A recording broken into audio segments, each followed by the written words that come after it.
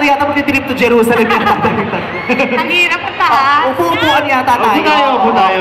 Okay. Slight interviewhan. Grabe, Vice, ano? Excited ka na ba? Oo, lalo na nung nakita kita na-excite ako.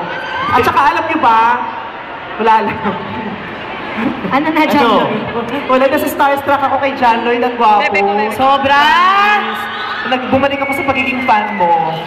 Sobra ka naman. Ano bang, bakit ka naman na-inspire sa akin? Bebe mo, kaya lang. Kasi baka magkapareho kami ni Coco Martin, kaya... Ganon. Iba na lang daw. Okay. So, anyway, malapit na tayong palabas, Vice. Sobra, September 16 na. Kaya bigyan mo naman sila ng konting patikim o kwento kung anong may expect nila sa'yo dito sa ano. Well, lahat po kayo, you can expect a very... Not a very special out, pero... a very different film na nagawa ni... From ATV as done before. Ibang-iba po itong In My Life. Gaya ko rin. And I think I can speak for myself and for Luis na first time namin gagawa ng ganitong klaseng character. So, actually lahat ng elemento ng pelikulang to bago. Correct.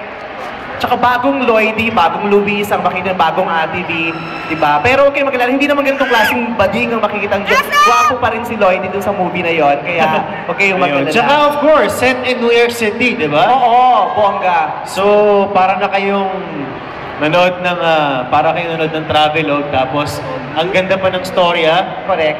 Beautiful characters na mahuhong kayo sa kanila. And more importantly, ang ganda ng pagkakagawa. Ang ganda. So sana, hindi naman nakakapagtakang maganda kasi ang director po natin dito ay si Miss Olivia M. Lamasan. Correct. So, you can expect, I don't know, the best from our director, from ATV, and from the rest of us, diba? Correct. Tapos, wala talaga akong matanong. Nauubusan ako na sasabihin sa'yo na dumating si Lloydie. Ha? Okay, sige. Kung wala kang matanong, edi, mamigay na lang muna tayo ng...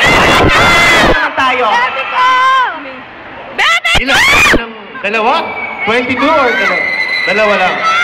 Dalawa lang. So... Sobrang special tong pamimigay namin kasi si Lloydie ang mag-aabot sa inyo personally.